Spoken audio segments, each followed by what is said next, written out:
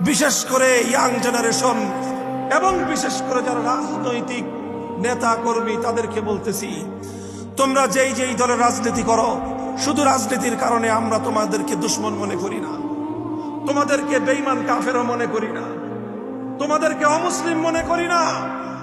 রাজনৈতিক মতপার্থক্য থাকার পরেও ইমানদার হওয়ার কারণে আমি তোমাকে আমার মুসলমান ভাই বলেই বিশ্বাস করি।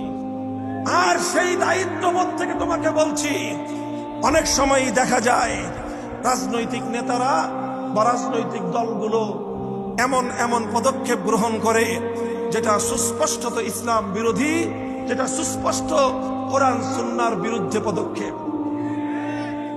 বলবেন হুজুর আমরা তো মাঠের কর্মী, আমরা কি করব? এটা বড় বড় নেতারা সিদ্ধান্ত নেয়। আমি বলবো, আমি তোমাদেরকে কথা বলছি, সাধারণ জনগণকে বলছি, বড় বড়